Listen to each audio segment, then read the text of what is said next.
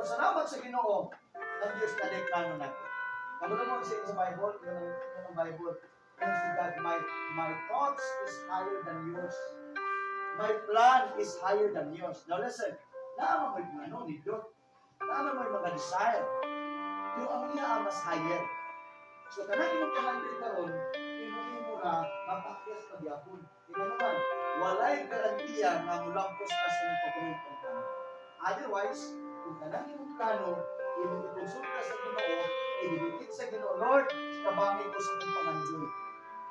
Yan naman, sinod mo katiman. Amen? Sa tayo ginuoras mo namin, kasi ngalan mo lang? Ha? Nicky Ross? Nicky Ross. Sa pagpapakan si Nicky Ross. Listen na, si God will be anak, for I know the plans I have for you. Not to harm you, a plans to give you hope and a good future. Although, may mga panahon na sinati ka pagsulay, like ni Pastor Jimmy, mga confusion nga, mga experience kaya po, fear, kahadlok, sabi niya, nag-attempt siya o mulista. Pero, salamat sa grasya sa Ginoo, mga batanon, na ay grasya ang Diyos. Ang kulang ng bitaw nato sa mga batanon, relasyon. Kining atong communication. Kining tawag nato o kining prayer life sa Ginoo. Kung naatay prayer life sa Ginoo, naatay communication sa Ginoo, naatay relasyon sa Ginoo, na I tell you, doon na yung garantiya na intervention sa Ginoo. At akiyo ng tagasayawa, pati yun ng tagasayawa, pildi yun ng tagasayawa, kilaro ng tagasayawa, pero naay grasya ang Ginoo. Amen? Say with me, grace of God. Basta, grasya sa Diyos. Grasya sa Diyos. Now, okay. Last Tuesday, sa topic na to. Tulog ka, no? Okay. Nalang pa sa today sa Proverbs, common kaini, chapter 3. Imating nga verse, ha? Proverbs chapter 3. Anak, ayaw kalimti ang gitudlo ko kaninyo. Dinumdumi kanunay ang ipabuhat ko kanimo. Makahatag kanimo taas na kinabuhi. Isa'y gusto na ito dito taas na kinabuhi. Makahatag kanimo taas kung maiswadon na kinabuhi na listen. Paminaw mga batanon. Ang gusto sa dito natin wali. Taas o mauswadon na kinabuhi. Paano man na-expiraman mo? Gusto tao? Makaswagon. Pero dili anak ka sa iyo. Ang future na to sa kinabuhi, sama o sa mga pag-eskwela, mga exam, kailan po ka magtuon, kailan ka mag-memorize, panitamot ka, aron ka makagraduate. Ngano day sa Ginoo, dili? Diba? Ngano day sa Ginoo makaigsulan, kung magbuhat ay kapag tagawatan day, matagaranti na ka, matagaata sa ginuminggot na future. I don't think so. Why? God is a God of order. Amen? Si God, naghatag na nato guidelines. Sama sa eskwelahan. O sa eskwelahan, natin module, natin mga subject. Now listen, kabalo ka sa langit, natong subject. O sa subject sa langit, isa gusto masayon. Amen. Ang subject sa langit, kunin the Bible. The Word of God. Muna subject na to. Because through the Bible, we can be able to know who God is. Amen? Gusto ba ito makailas Ginoo? Amen. Ayaw nang una-una. Kailangan ko sa Ginoo. Brad, isa mo yung dapat Ginoo. Isa yung Ginoo na stuwish dila. Kung makaila ka sa Ginoo, sigurado ang pinagi sa iyang bulong. Lahit mo nang nakailan ka sa Ginoo kay may sulti mo lulo, may sulti mo lula, may sulti mo pantala. To do that, it must be started in your personal encounter or personal relationship with Him. Ang pagkila sa Ginoo, magsugod diya sa imong personal na encounter o pagkila sa Ginoo. So, ayaw ngayon sa lipuay ang pagkabuutan kung pagkamainantuson. Diba, nag-antos mo kung pagsikilar mo man? Samang paagi sa Ginoo. may nagtusong po ka. Kami nagpunta kayo mo hit-hit. Pero nalingkamot ka nga di ka malapit. Nalingkamot ka nga di ka makabisyo. Aron nga naa kay garantiya ng good future. Amen, mga kataon. Mo na mali nga prinsipyo. Nalingkamot ka eskwela, nalingkamot ka tuon, nalingkamot ka og memorize, mata og sayo kistanan. Pero Domingo, ang isa ba kasi ba dito Domingo? Sabado. Mga Sabat din. Sabado din. So, nalisa mga batanon. Gitinguha nato na mualaga ka sa Ginoo. Diya sa pagkabuutan ng pagkamatarong. Now, listen. Ikwintas kini sa imong liog o isunat sa imong kasing-kasing. Isa may nakadawat diri og gift siyang parents ba, uyab ba, nadawat ka kwintas. Ang parents. Di ba kung makadawat ka og gift o labi na og bracelet or necklace, di ba kailangan mo kitag suot? Proud ko kay ka, labi nagmahalon. Oh, bisang na-equip nyo, gigising gitin nyo. Magkita yung good. Oh, di ba? Say anak ka, well, how about, now listen, di ba doon na atong Christmas? Di ba karon beer na? Beer na ba karon? Beerman. Oh. Di ba, ang sabi po sa celebration sa Christmas, it is because Christ was born. Now listen, nakasabot ba ta sa Christmas? Ano nag-celebrate ka? Mauni ang isa sa mga misunderstood sa tanan, magadumdum lang ta ni Jesus, especially December or labi ng beer month. Pero without knowing the profound meaning or message behind sa iyang pagkatao dito sa manger, the message of the Christmas, ano ba na si Jesus mo ay pinaka-perfect gift coming from heaven. So, as I've said, na kung magalawat ka, mahalo na necklace, dito na gift, imo nyo matimanon, imo nyo ibanyo, kay gift kay na nino. But how about the Lord Jesus? Si Jesus, He is the perfect gift coming from above. For God, sila na-memorize sa John 3:16.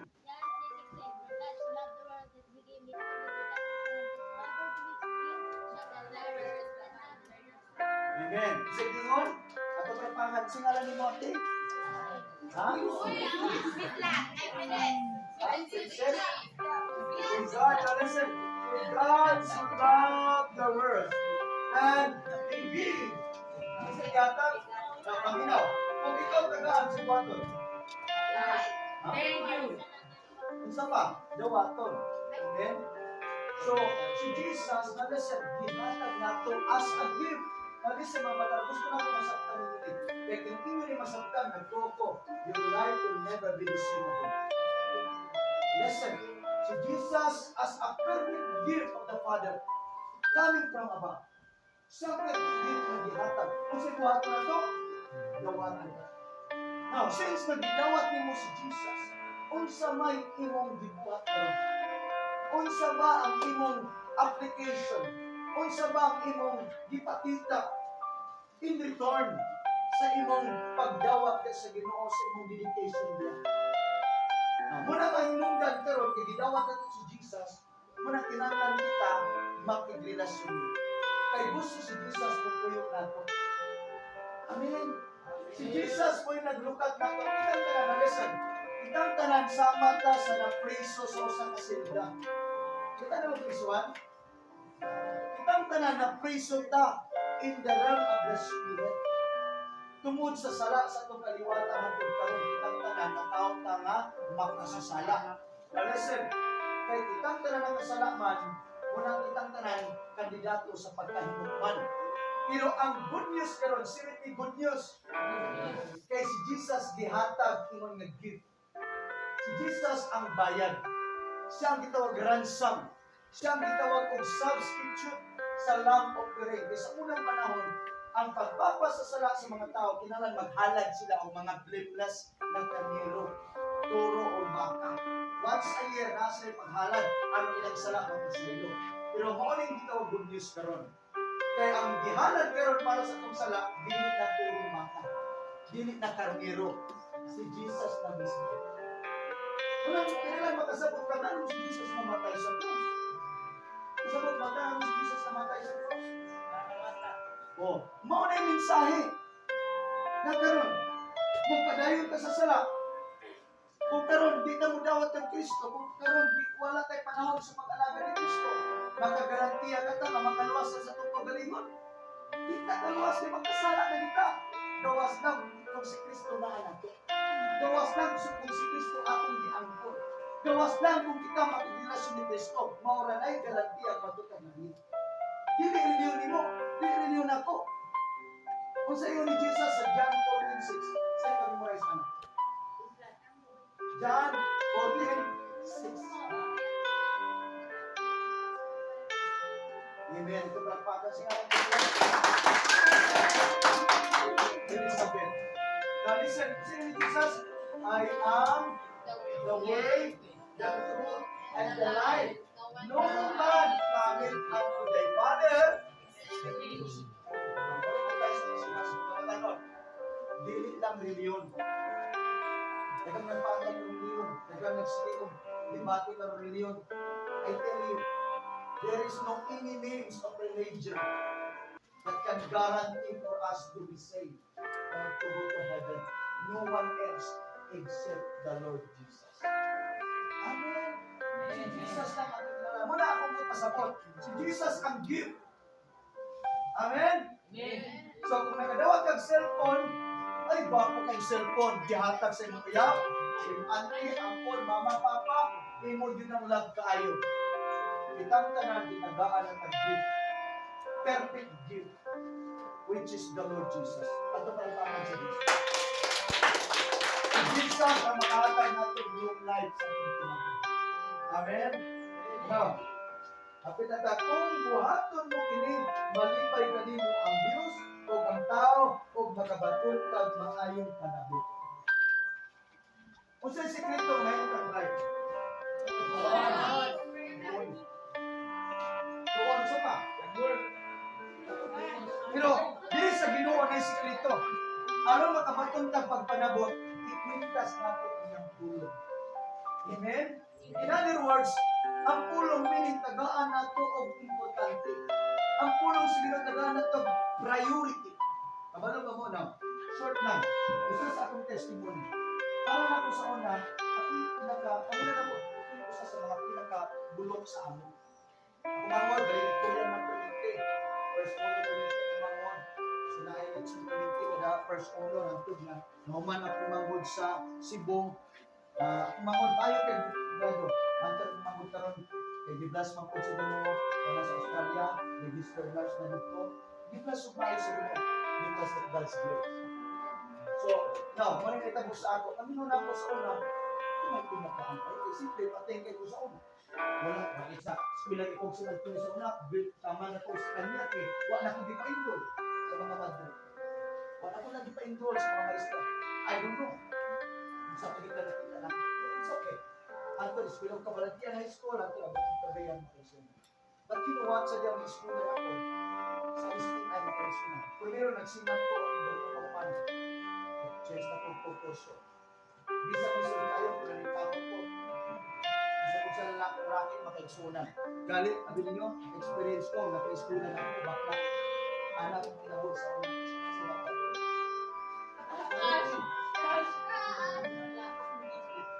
Ang mga laki, ningon nga, lucky view ko.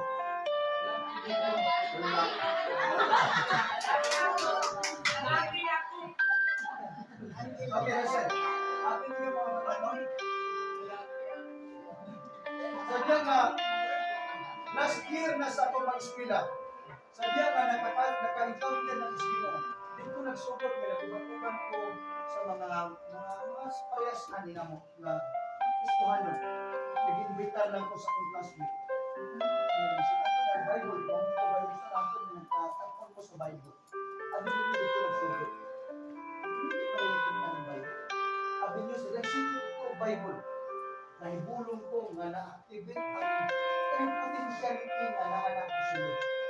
Natuo ko nga, natawag ka nga, naadyo'y potential binutang sa Ginoo. Walang nato na-discover.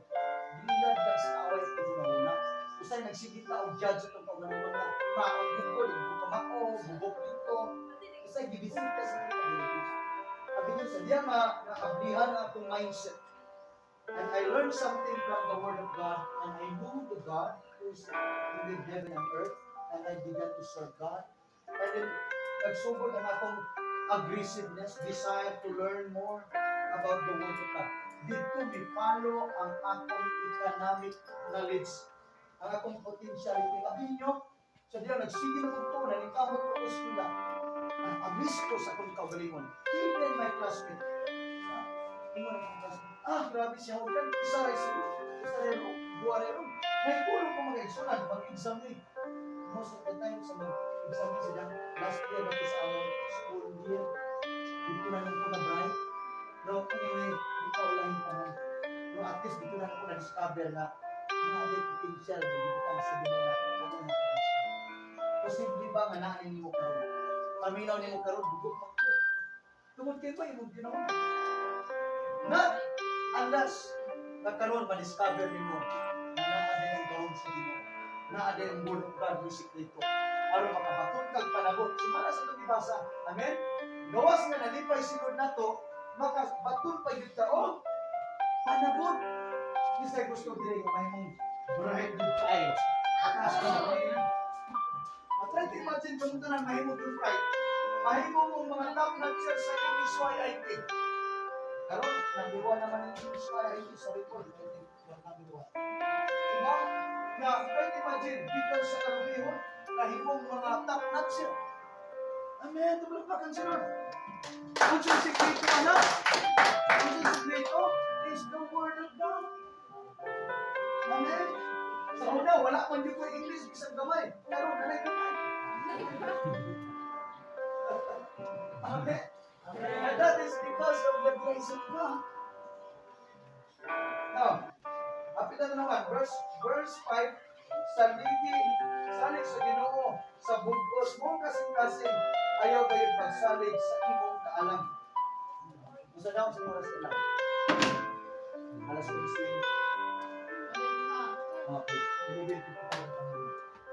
Okay. Masa daw, salig sa Ginoo, sa bugos mong kasing-kasing, ayaw kayo pagsalig sa imong kaalam. O may problema sa nato. Paminaw nato ay ato gudit. Kamaogog ko. Wintons. Kusgan ko ko isugog ko. Abi ninyo, kanang atong kaisog na kaisugan. Usahay, kuratan ka. Kapuratan ka. Huwag tuwak. Talaw mo na gudit.